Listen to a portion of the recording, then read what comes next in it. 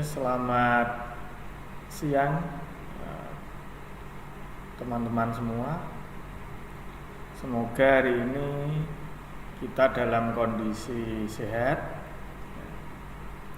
tidak kurang suatu apapun. Saya mohon maaf dalam memberikan hari ini materi kuliah keamanan sistem komputer ya. Hari ini kita akan mencoba mengkaji, kita akan sharing pengalaman, kita akan berbagi ilmu tentang watermarking.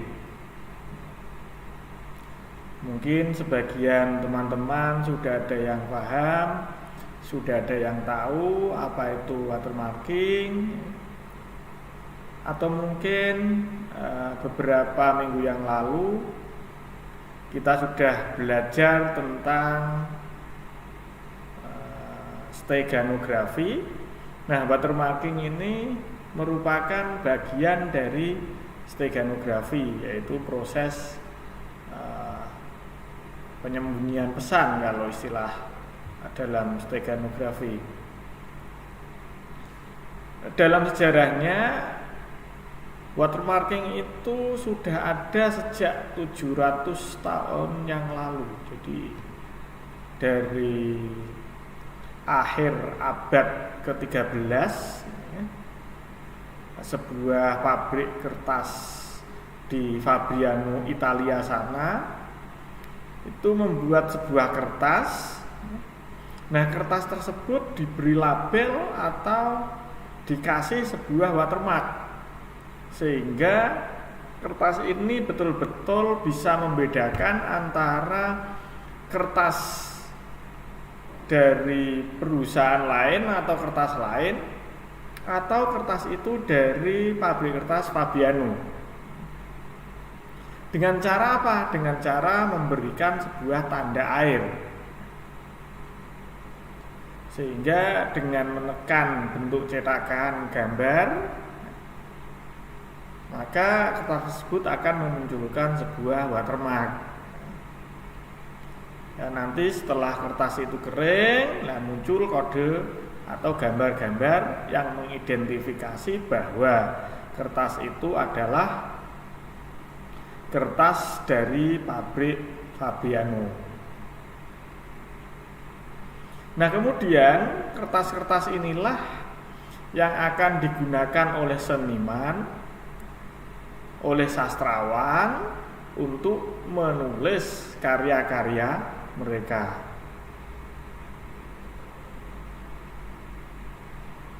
Sehingga apa, di sini ada sebuah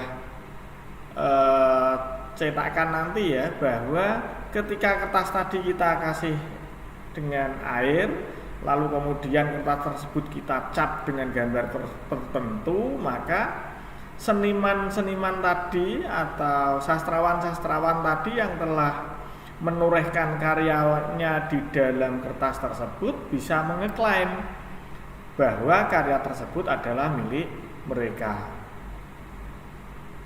Nah, seiring berjalannya dan berkembangnya teknologi kan, dari waktu ke waktu, maka ide dari suatu watermarking ini muncul dengan sistem digital. Sehingga pada tahun 90-an ya, Jepang itu mengembangkan digital watermarking. Disusul oleh Swiss yang mengembangkan digital watermarking pada tahun 1993.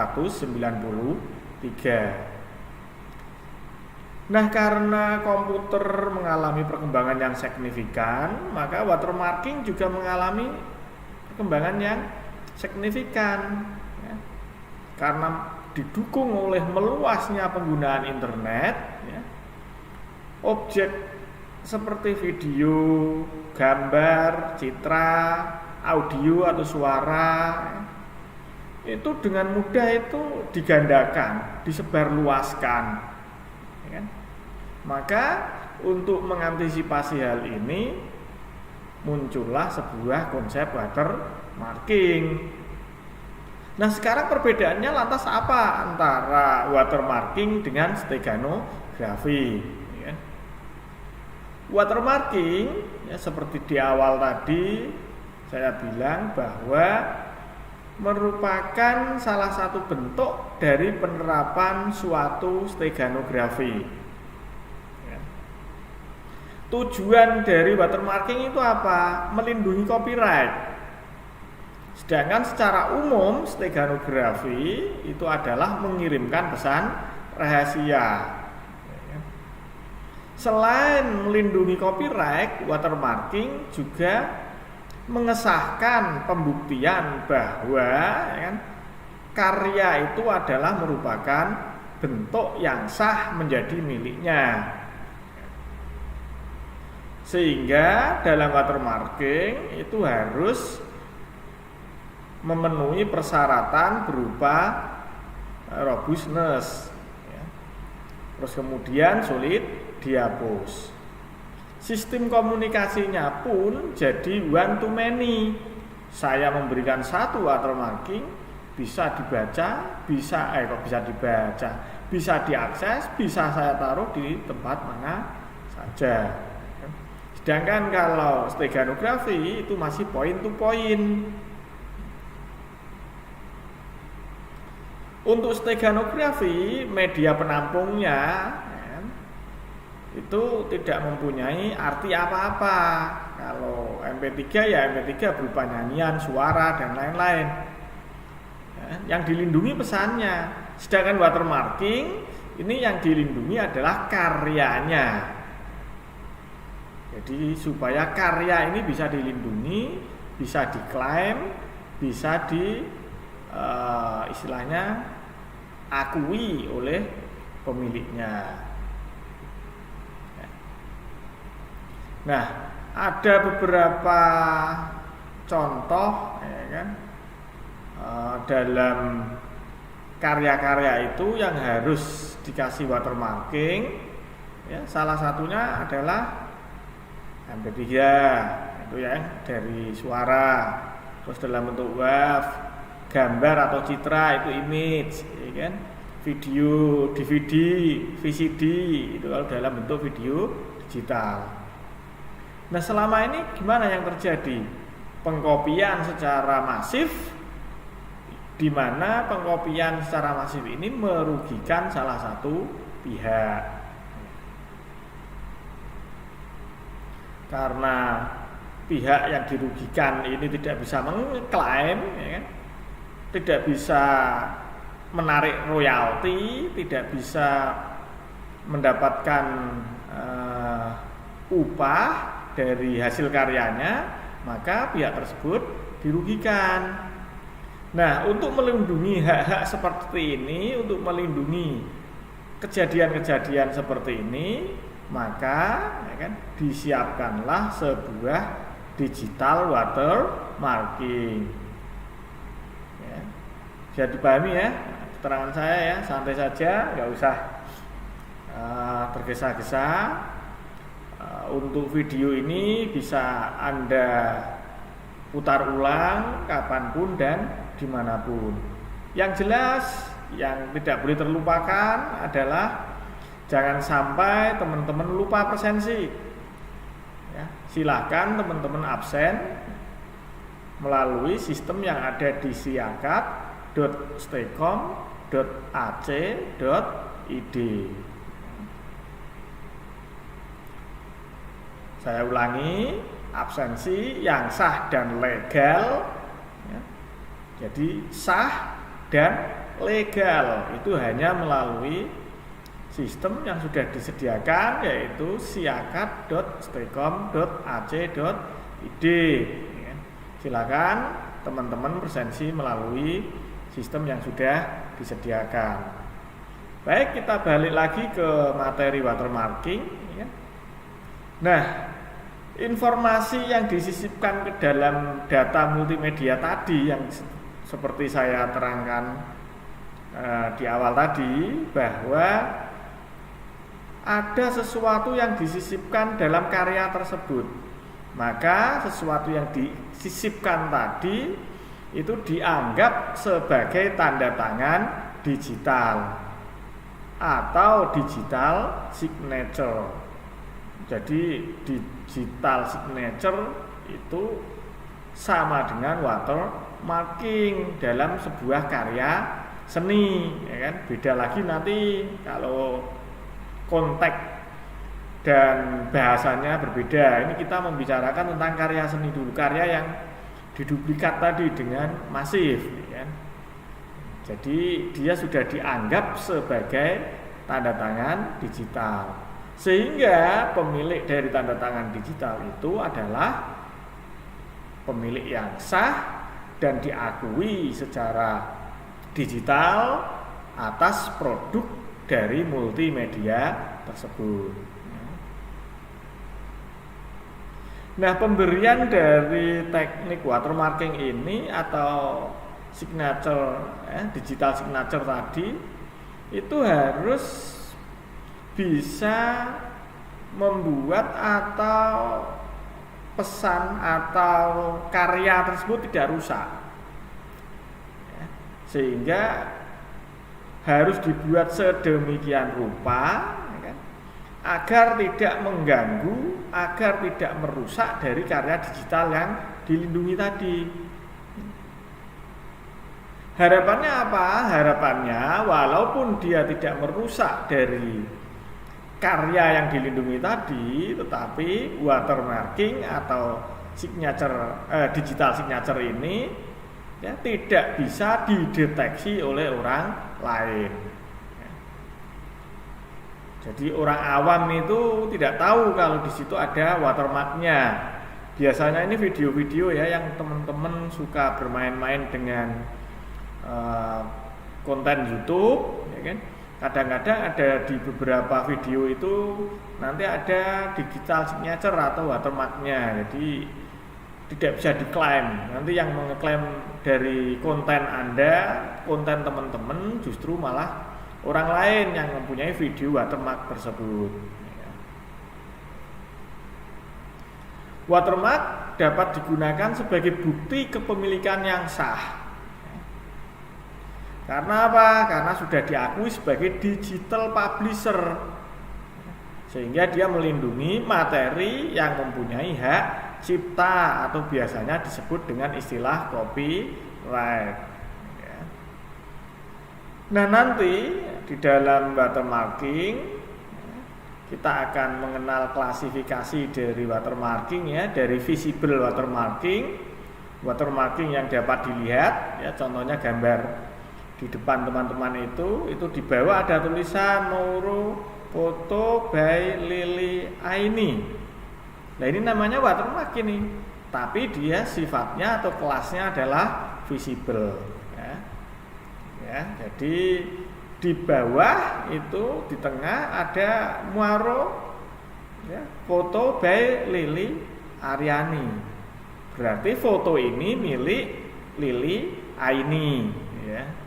Sehingga ketika teman-teman memanfaatkan foto ini, otomatis klaim hak ciptanya dipunyai oleh Lily Aini. Ini yang visible. Ada lagi yang invisible watermark, jadi tidak terlihat. Kalau dalam image atau dalam picture atau dalam gambar, jadi tidak terlihat, dia samar. Atau tidak terdengar kalau dia dalam suara. Itu invisible namanya ya. Dulu kita pernah dihebohkan oleh lukisan dari Leonardo da Vinci itu ya. Jadi lukisan yang mengandung makna lah, itu salah satunya seperti itu. Terus kemudian blind watermarking, sehingga proses watermarknya ini tidak membutuhkan citra asal. Jadi citra asalnya ini tidak diperlukan, itu namanya blind watermarking. Kalau non blind watermarking ini adalah kebalikan dari blind watermarking. Jadi dia membutuhkan citra asal. Jadi gambar pertama itu dia butuhkan. Ada fragile watermarking. Ini untuk menjaga integritas. Ya. Terus kemudian robust watermarking. Ini untuk menyisipkan informasi kepemilikan, misalkan video ini adalah milik bla bla bla bla bla. Diambil ketika nikahannya bla bla bla bla bla. Nah, itu namanya robust watermarking. Ya. Nah, untuk verifikasinya bisa kita lihat, ya kan? Ini pertama kali kita harus menyiapkan watermark. Ya. Proses penyisipan watermark ke citra, nah, jadi proses penyisipannya, proses pemberian watermark tadi itu disebut encoding. Ya. Proses encoding bisa saja membutuhkan sebuah key. Proses encoding bisa juga tidak menggunakan sebuah kunci. Nah, kalau nanti watermarking itu menggunakan sebuah kunci, fungsi kegunaan dari kunci dalam watermarking adalah supaya watermark hanya dapat diekstrak oleh pihak yang sah. Jadi watermark itu hanya bisa dilihat, hanya bisa diakses, hanya bisa ditemukan oleh pihak-pihak yang sah, yang pegang kuncinya. Selain itu, fungsi dari kunci di sini agar nanti watermark itu tidak bisa dihapus oleh pihak lain. Ya kan? Kita kasih misalkan ngetik di dalam Word laporan dan lain-lain, kita watermark, lalu watermark kita dihapus oleh orang lain. Nah, agar watermark itu tidak bisa dihapus orang lain, maka diberilah sebuah kunci. Caranya, ya kan, penyisipan watermark tadi bisa Anda lihat pada grafik atau gambar di bawah itu, di mana pada pola kotak tengah itu adalah proses encoding, ya, di mana encoding tersebut, ya, membutuhkan sebuah citra, kemudian citra itu dimasuki sebuah watermark, ya, terus kemudian ada sebuah kunci, terus kemudian keluarlah sebuah citra yang berwatermark atau gambar yang ada watermarknya. Nah, ini contoh gambar yang di sebelah kiri itu belum di watermark dan di sebelah kanan itu sudah di watermark, di mana kan tulisan Santi berwarna hitam putih akan dimasukkan ke dalam gambar papikra, ya, papika yang di merah itu, sehingga nanti gambar papikra itu tidak akan muncul tulisan Santi kalau dilihat secara kasat mata. Sehingga pada gambar yang kanan itu ketika nanti diekstrak, ya, dengan menggunakan kunci atau diekstrak dengan menggunakan teknik membuka watermark, maka akan muncul tulisan Santi, sehingga gambar paprika ini dapat diklaim miliknya Santi.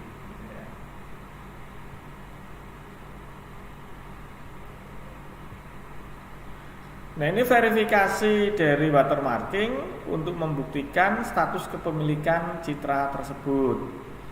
Terdapat dua proses verifikasi, yaitu yang pertama ekstraksi watermark, terus yang kedua adalah pembandingan.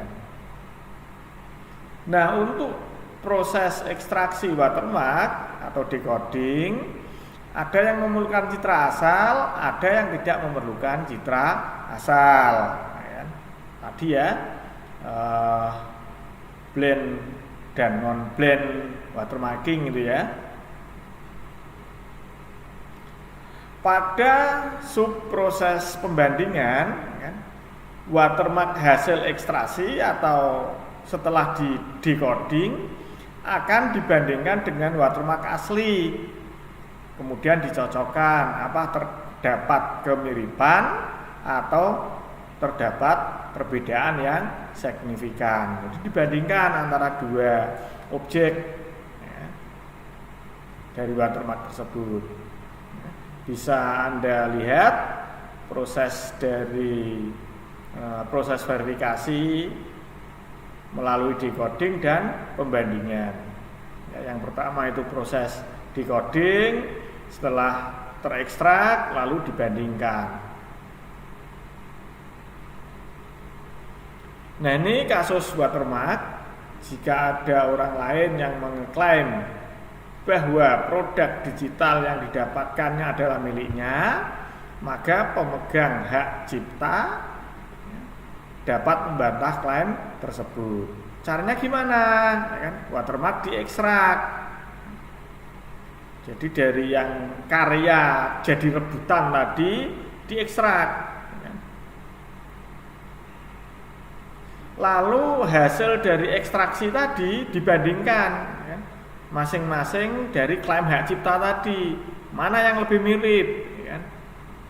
Apalagi kalau sama, ya, kalau sama jelas itu sudah merupakan hak milik, ya kan? Tapi kalau ada kemiripan mungkin diubah dan lain-lain, berarti kita mencari yang paling mirip, ya kan?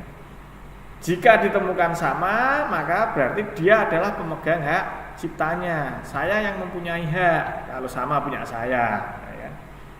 Kalau sama punya teman-teman, berarti teman-teman yang mempunyai hak, ya. Nah, watermarking dapat digunakan dalam berbagai tujuan, ya. Bisa tamper proofing, ya. Jadi fungsi dari watermark di sini adalah sebagai alat untuk mengidentifikasi. Jadi dia digunakan sebagai alat indikator yang menunjukkan data digital, ya. Jadi nanti data digital ini telah mengalami perubahan atau belum, nah, itu namanya tamper proofing. Terus kemudian fitur location. Ini model watermark yang digunakan untuk identifikasi isi dari data digital pada lokasi-lokasi tertentu. Contohnya ketika kita foto di sebuah pantai, ini pantai mana, itu ya. Itu namanya feature location. Ya. Terus kemudian annotation atau caption. Ini yang digunakan untuk menandai atau memberikan keterangan tentang data digital itu sendiri. Jadi misalkan alam lukisan, ada pegunungan dan lain-lain, itu dikasih keterangan. Ya, jadi di situ rumah gubuk ini adalah hasil apa itu ya misalkan. Terus kemudian dari pembelajaran apa gitu ya. Sehingga mencerminkan keterangan dari data digital yang ada itu. Terus kemudian ada copyright labeling. Nah, biasanya yang digunakan untuk menyembunyikan label hak cipta itu adalah copyright labeling. Nanti untuk watermark itu bisa berupa image, bisa berupa video, bisa berupa audio, bisa berupa teks. Jadi bisa image, bisa video ya, image itu gambar, lukisan, ya. Video itu video gerak, audio itu suara, teks itu tulisan. Atau mungkin gabungan dari beberapa jenis yang ada ini. Jadi bisa image, gambar digabung dengan video, video digabung dengan suara, teks digabung dengan video dan lain-lain, atau teks digabung dengan image. Ya. Jadi bisa gabungan dari macam-macam watermark tadi. Sekarang image watermarking kita lihat, ya kan, citra digital ini, ya. Watermarking yang diterapkan pada pola citra digital. Nah, banyak sekali ditemukan, ya kan, metode-metode watermarking untuk citra digital yang sudah diteliti. Nah, ada yang bekerja pada domain spasial atau waktu ya, spasial atau waktu. Spasial itu waktu. Ya. Kemudian ada yang sudah mengalami transformasi seperti DCT, FFT. Nah, ini DCT dan FFT ini sistem spasialnya, watermarknya sudah mengarah ke frekuensi. Bahkan ada yang menerapkan teknologi-teknologi lain seperti fraktal, ya, speed spektrum. Ya, jadi spektrum itu nanti juga bisa di watermark. Ya. Lah kok bisa ya? Karena produk sebuah telekomunikasi sekarang kalau tidak di watermark bisa diklaim oleh orang lain. Makanya spektrum, ya, speed spektrum itu bisa di watermark. Adapun beberapa metode untuk suatu teknik image watermarking bisa menggunakan LSB, ya, last significant bit, ya, dalam sebuah coding, atau metode CHOP, ya, dan lain-lain lah, ya kan. Nah, untuk saat ini karena kita masih tahap pengenalan, kita masih tahap awal. Nah, kita bahasnya atau kita kenalannya itu yang sama LSB saja, less significant bit. Jadi dengan less significant bit kita coba, ya. Oh, ternyata watermarking dengan less significant bit bisa dilakukan. Oh, seperti kemarin ya Pak, saat kita steganografi, ya, karena watermarking merupakan bagian dari steganografi. Nah, tidak jauh berbeda dengan yang saya sampaikan pada minggu-minggu lalu tentang teknik steganografi dengan metode LSB, bahwa pada watermarking, ya,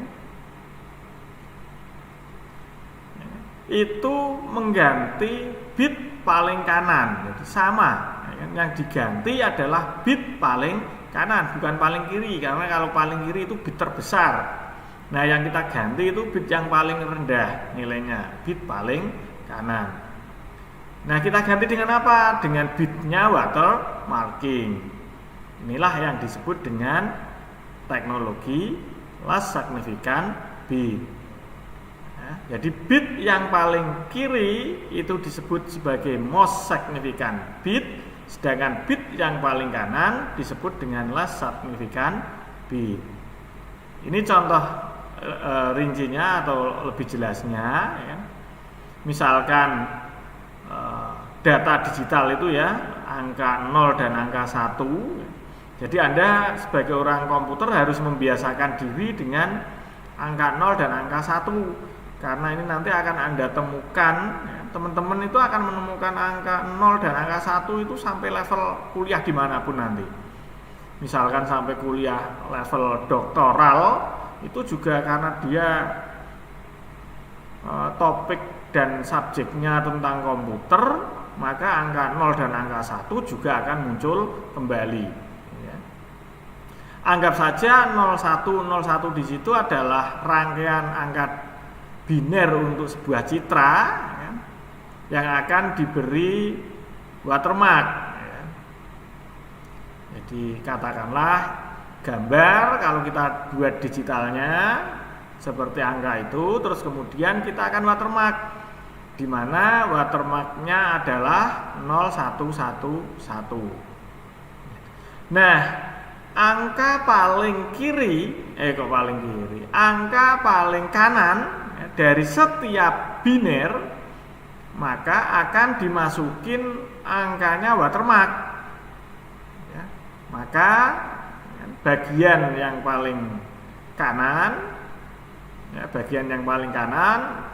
tetap masih dia angkanya disisipi dengan angka 1, terus 0 yang sebelah maju lagi depannya kanan itu ya jadi 1. Intinya watermark itu yang angka biru, sedangkan citra asal itu adalah warna merah. sehingga binernya menjadi seperti yang bawah ya. Maka piksel warna merah ini akan berubah sedikit ya. Jadi asumsinya ada gambarnya ini warnanya merah ya, ada warna merah dengan kode warna digitalnya atau binernya, angka warna merah itu seperti yang di atas. Kemudian ingin kita sisipkan watermark ya. Watermarknya berwarna biru, maka hasilnya bisa Anda lihat di bawah ya. Dengan demikian warna merah pada citra awal itu tetap menjadi atau tetap masih seperti warna merah, cuman ada perubahan sedikit yang tidak signifikan, sehingga orang-orang tidak tahu bahwa ya, dalam warna tersebut atau dalam citra atau gambar tersebut sudah diinkludkan sebuah watermark. Nah, inilah teknik atau inilah cara dengan menggunakan LSB dalam watermarking. Mungkin ini yang bisa saya sampaikan ya kan? Jadi materi dari watermarking itu tidak jauh berbeda dengan materi saat kita steganografi. Intinya apa? Intinya bahwa ketika kita melakukan watermarking pada media digital, maka watermarking pada video digital harus dibuat sedemikian rupa sehingga peralihan gambar dari satu frame ke frame yang lain tetap baik, tidak menimbulkan kecurigaan dan tidak terlihat bahwa telah dimodifikasi.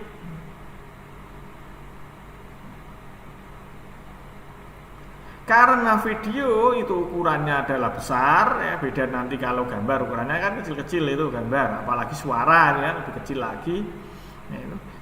Kalau video itu relatif besar, sehingga ketika kita menggunakan media video itu digital signature atau watermarking tadi bisa kita sisipkan lebih banyak dibanding dengan yang suara ataupun gambar. Khusus watermarking pada data audio ini perlu kehati-hatian.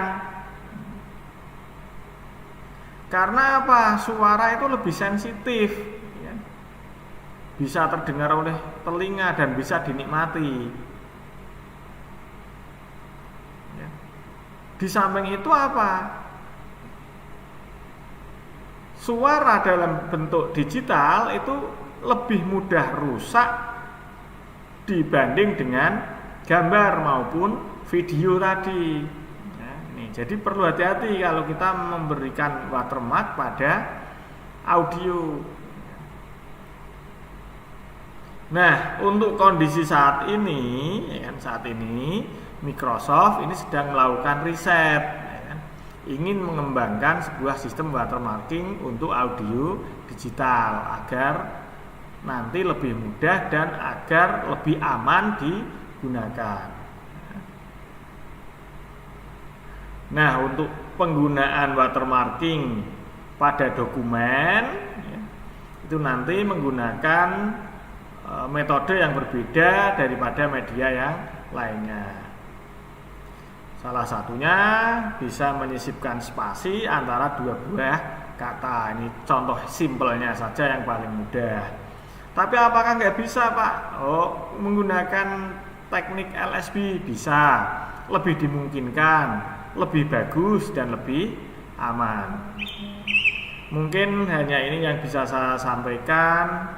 Kurang lebihnya saya mohon maaf. Jika ada kekurangan, jika ada kesalahan, saya ucapkan terima kasih. Selamat siang.